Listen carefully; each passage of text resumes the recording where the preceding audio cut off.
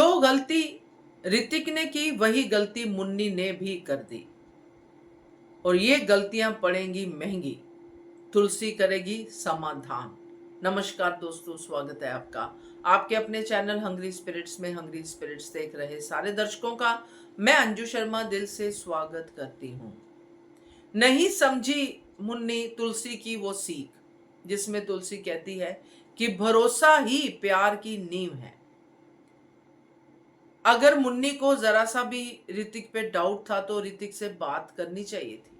मैं तो खुद ये बात बहुत लाउड एंड क्लियर बोलती हूँ कि जहां पे प्यार में, रिश्ते में थोड़ा सा भी ये डाउट नाम की चीज आए तो तुरंत बात करो, उसको बढ़ने मत दो, उसको टाइम मत दो। मगर मुन्नी ने वो टाइम दे दिया और ऋतिक ने ये टाइम पहले ही दिया हुआ था। तो बात करते हैं इन दोनों के रिश्ते पे। पहले वही निवेदन, जिन्होंने अभी तक चैनल को सब्सक्राइब नहीं किया है कर लीजिए, साथ में दोस्तों बेल आइकॉन दबाइएगा ताकि आपको हमारे वीडियोस के नोटिफिकेशन मिलते रहे। जब कोई ऐसी बड़ी बातें होती है ना, वहां पे तो डायलॉग होना बहुत ही जरूरी होता है, दिमाग का चलना बहुत जरूरी होता है। ऋतिक का दिमाग नहीं चला कि ये मिताली ने मुझे स्पेशली बुलाया क्यों, जबकि मिताली को वो जानता था। मिताली ने मुझे बुलाया क्यों, मिताली ने ये मुझसे बुलवाया क्यों, मिताली का फोन कहाँ पे था, ऋतिक का दिमाग बिल्कुल नहीं चला। चलो यहां तक हम समझ में भी करके चलते हैं कि ऋतिक का दिमाग है ही नहीं, नहीं चला तो नहीं चला। मगर उसके बाद ये दिमाग चलने की बात ही नहीं थी, ये वो था कि आपके साथ जो भी हुआ आप एज इट इज मुन्नी को बता दो। मुन्नी ने पूछा भी, आपने नहीं बताया कि ऋतिक और मिताली की आपस में क्या बात हुई। अब मुन्नी के पास उसका कोई भी इसका क्लू नहीं है, इस बात का जो आज मिताली बोल रही है। तो ये ऋतिक ने बहुत बड़ी गलती की।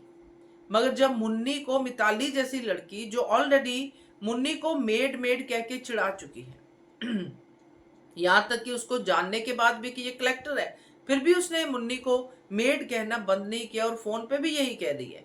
तो मुन्नी को क्या स्लाइटली भी इतना समझ में नहीं आया, आखिरकार कलेक्टर है। इतनी बात तो समझ में आती कि कोई वाइफ जो अभी अभी जिसका तलाक हुआ है, वो अपने ही हस्बैंड के बारे में इतना सब जो बोल रही है, ये कैसे बोल सकती है? ये घृणा में ही बोलेगी, ये बदले में ही बोलेगी? इतनी सी बात समझने में क्या देर लगती है।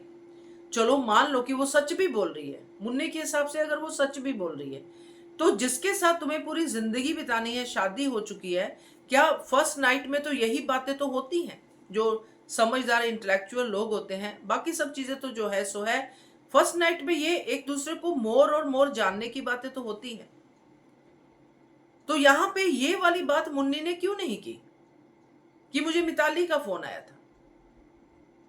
इतनी सी बात भी करती तो भी ऋतिक कहीं कहीं पहुंच जाता कि कहीं मिताली ने उस दिन की बात तो नहीं कर ली, कुछ तो पूछता कि मिताली ने कहा क्या। मगर मुन्नी ने मिताली को रैप अप कर दिया, बोला ही नहीं कुछ भी। मुन्नी को यह भी सोचना चाहिए था कि मिताली मेरे चुप रहने पे चुप नहीं रहेगी। अगर मैंने हमारे रिश्ते में कोई ऐसी गड़बड़ या ऐसा मिताली के मुताबिक नहीं किया तो मिताली कुछ और करेगी। मगर यहाँ पे एक समझदारी मैं मुन्नी से उम्मीद कर रही हूं, जो वो करे कि वो तुलसी से बात करके, माँ ये बात हुई है, तो तुलसी इसका समाधान भी निकाले, उसको फिर से याद दिलाए कि बेटा भरोसा, अगर तुझे ऋतिक पे भरोसा है तो बात ठीक है, अगर थोड़ा सा भी कुछ लग रहा है तुझे तो जाके ऋतिक से बात करके, बात क्या है, ये तुम्हारी वीडियो का सच क्या है।